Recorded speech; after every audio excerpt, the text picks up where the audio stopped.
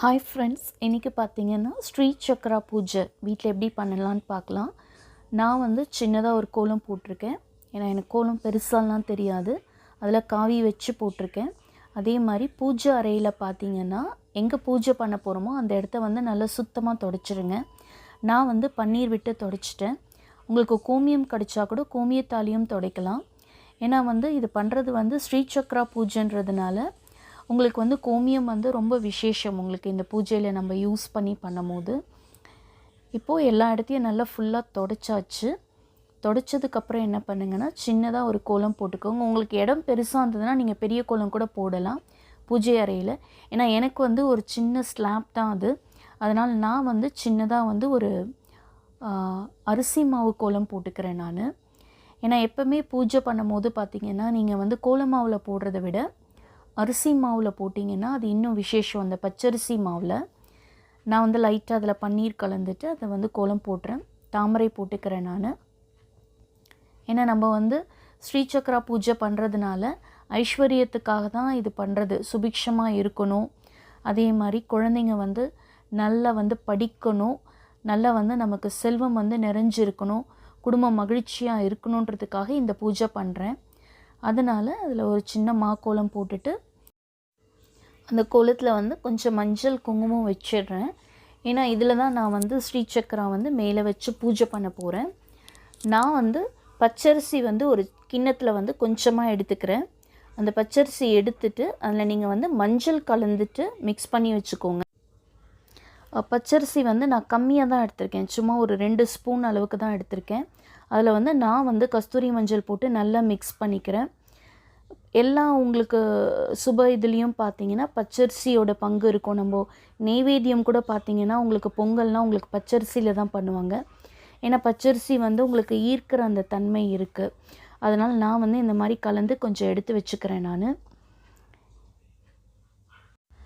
ஸ்ரீ சக்ரா வந்து என்கிட்ட வந்து நான் காயினில் தான் வச்சுருக்கேன். ஒரு பக்கம் வந்து அஷ்டலக்ஷ்மி, இன்னொரு பக்கம் வந்து அந்த ஸ்ரீ சக்ரா இது இருக்கும். ஏன்னா சில பேர் வந்து தகடு மாதிரி வச்சுருப்பாங்க. நீங்கள் அப்படி வச்சுருந்தாலும் பண்ணலாம். இது பச்சை கற்பூரம் ஏலக்காய் ரெண்டும் மிக்ஸ் பண்ணி பன்னீரில் கலந்து அதை வந்து அபிஷேகம் பண்ணியிருக்கேன்.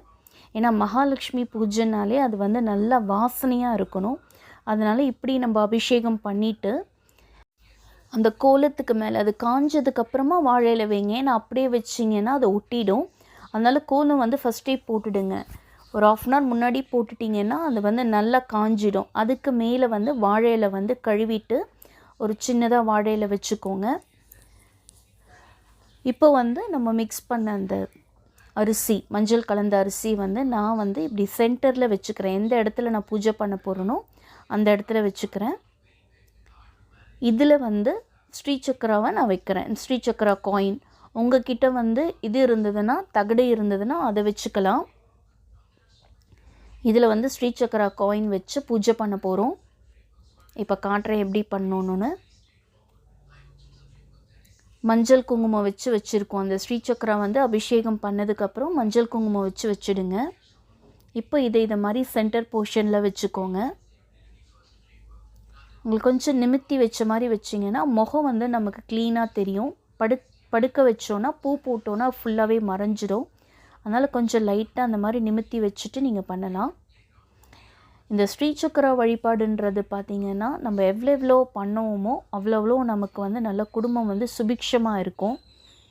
அதே மாதிரி ஸ்ரீ சக்ரா இருந்ததுன்னா நம்ம வந்து சுத்தமாக வச்சு வந்து அது வழிபடணும். அதனால தான் நான் வந்து ரொம்ப பெருசு வாங்காமல் சின்னதாக வந்து இந்த மாதிரி காயினில் வாங்கிக்கிட்டேன். நான் வந்து இந்த ஸ்ரீ சக்ரா காயின் சுற்றி பார்த்திங்கன்னா 8 விளக்கு வச்சுருக்கேன். 8 அகல் விளக்கு. அந்த அகல் விளக்கு வந்து வாஷ் பண்ணிவிட்டு இந்த மாதிரி மஞ்சள் குங்குமம் வச்சுக்கோங்க. அதே மாதிரி விளக்கு ஏற்றுறதும் நான் வந்து நெய் தீபம் தான் ஏற்ற போகிறேன். எப்பொழுதுமே வந்து நமக்கு வந்து செல்வத்தை வசியம் பண்ணக்கூடிய அந்த இது வந்து உங்களுக்கு நெய்யில் தான் இருக்குது. நெய் தீபம் வந்து தனவசியம் பண்ணும். இல்லை எனக்கு வந்து நல்லெண்ணெய் இருக்குன்னா தாராளமாக நீங்கள் நல்லெண்ணெயில் பண்ணிக்கலாம். ஆனால் எப்பொழுதுமே இந்த கலந்த எண்ணெய் வந்து நான் வந்து அதை யூஸ் பண்ண மாட்டேன். 5 தீபம் கலந்த எண்ணெய் வந்து நான் யூஸ் பண்ணுறதில்ல. ஒன்று நீங்கள் ஏற்றுனீங்கன்னா வெறும் நல்லெண்ணெய், செக்கில் ஆட்டின நல்லெண்ணெய் வாங்கிக்கோங்க. அப்படி இல்லைன்னா நெய் தீபம் ஏற்றுங்க. எப்பொழுதுமே மகாலட்சுமி பூஜைக்கு நான் ஊற்றுறது வந்து நெய்யில் தான் ஏற்றுவேன். ஏன்னா அது வந்து செல்வம் வசியம் பண்ணுன்றதுனால. நெய்வேத்தியம் பார்த்தீங்கன்னா வெத்தலை பாக்கு, வாழைப்பழம், அதுக்கப்புறம் நீங்கள் கொட்டைப்பாக்கு வைக்கலாம். நீங்கள் இந்த பாக்கு வைக்காமல், அந்த பேக்கெட் பாக்கு வைக்காமல் கொட்டைப்பாக்கு வச்சுட்டு பழங்கள், மாதுளம்பழம், ஆப்பிள் இந்த மாதிரி பழங்கள் வச்சு நீங்கள் வந்து பூஜை செய்யலாம். உங்களால் உங்களுக்கு வீட்டில் வந்து ஸ்வீட் பண்ண முடியும்னா கொஞ்சமாக பாயாசமோ இல்லை கல்கண்டு பொங்கல் பண்ணி கூட நீங்கள் சாமிக்கிட்ட வந்து வைக்கலாம். ஸ்ரீசக்கரா இருந்ததுன்னா அந்த காயினோ இல்லை தகடோ என்ன வச்சுருக்கீங்களோ கண்டிப்பாக அதுக்கு வந்து நம்ம வந்து பூஜை பண்ணணும். ஏன்னா பூஜை பண்ண தான் நமக்கு வந்து அந்த சுபிக்ஷம் உண்டாகும். அதே மாதிரி வந்து நீங்கள் வந்து அட்லீஸ்ட் வந்து ஒரு வாரத்தில் ஒரு வாட்டியாவது பண்ணிடணும். நான் வந்து எப்பொழுதுமே வாரத்தில் ஒரு வாட்டி வந்து பன்னீரோட பச்சை கற்பூரம், ஏலக்காய் மிக்ஸ் பண்ண பொடி வச்சுருப்பேன். அதை கலந்து வந்து நான் வந்து ஒரு ஸ்ரீசக்கராவுக்கு வந்து ஒரு அபிஷேகம் பண்ணிடுவேன். ரொம்பலாம் டைம் எடுக்காது. அந்த மாதிரி பண்ணும்போது பார்த்தீங்கன்னா என்ன, உங்களுக்கு ஒரு நிமிஷத்துலேயே உங்களுக்கு தெரிஞ்ச ஒரு மந்திரத்தை ஒரு 11 வாட்டியோ இல்லை 7 வாட்டியோ 5 வாட்டியோ ஒத்தப்படையில் சொல்லி நீங்கள் வந்து அபிஷேகம் பண்ணிவிட்டு நீங்கள் வந்து இந்த மாதிரி மஞ்சள் குங்குமம் வச்சு யூஸ் பண்ணலாம். இதை நீங்கள் பச்சரிசியில் வச்சும் வைக்கலாம். நான் வந்து விளக்கில் காமாட்சி அம்மன் விளக்குக்குள்ளேயே இந்த காயினை வந்து அப்படியே போட்டுடுவேன் நான். இந்த மாதிரி பண்ணும்போது நல்லா வந்து நமக்கு சுபிக்ஷமாக இருக்கும். இப்போ இந்த பூஜை பண்ணுறதுக்கு நம்ம நிறைய பூ வச்சோன்னா அந்த முகம் மறைஞ்சிரும்ன்றதுனால நான் வந்து கம்மியாக பூ போட்டிருக்கேன். பூவும் அதே மாதிரி வந்து மல்லி, மறிக்கொழுந்து, பன்னீர் ரோஜா இதெல்லாம் பார்த்திங்கன்னா இந்த மாதிரி வாசனை இருக்கிறது போட்டிங்கன்னா எப்போவுமே மகாலட்சுமிக்கு வந்து அது ரொம்ப பிடிக்கும். அதே மாதிரி எல்லா விளக்கு ஏற்றுனதுக்கப்புறம் நான் வந்து 108 வாட்டி வந்து இந்த ஸ்ரீசக்கரா காயினுக்கு வந்து அர்ச்சனை பண்ணுவேன். நான் வந்து ஓம் மகாலட்சுமி நமக அப்படின்றதும் சொல்லலாம். அப்படி இல்லைன்னா ஓம் ஸ்ரீம் நமக, உங்களுக்கு என்ன காயத்ரி மந்திரம் தெரியுமோ அதை சொல்லி கூட சொல்லலாம். நீங்கள் 108 வாட்டி சொல்கிறதுனால நீங்கள் இந்த மாதிரி சொன்னீங்கன்னா ஓம் மகாலட்சுமி நமகன்னு சொல்லி ஒரு வாட்டியும் ஏலக்காய் போடும் போது 108 ஏலக்காய் போடும் போது நீங்கள் சொன்னீங்கன்னா உங்களுக்கு வந்து அது ஈஸியாக இருக்கும். அதே மாதிரி இந்த ஏலக்காய் முதலே நீங்கள் எண்ணி வந்து எடுத்து வச்சுக்கோங்க. அப்போ பூஜை பண்ணும் போது இன்னும் நல்லா வந்து உங்களுக்கு கம்ஃபர்டபுளாக இருக்கும். ஏன்னா நீங்கள் வேறு ஏதாவது பூ போட்டிங்கன்னா அந்த இது ஃபுல்லாக மறைஞ்சிரும் உங்களுக்கு. அதனால் நான் வந்து 108 ஏலக்காய் எடுத்திருக்கேன்.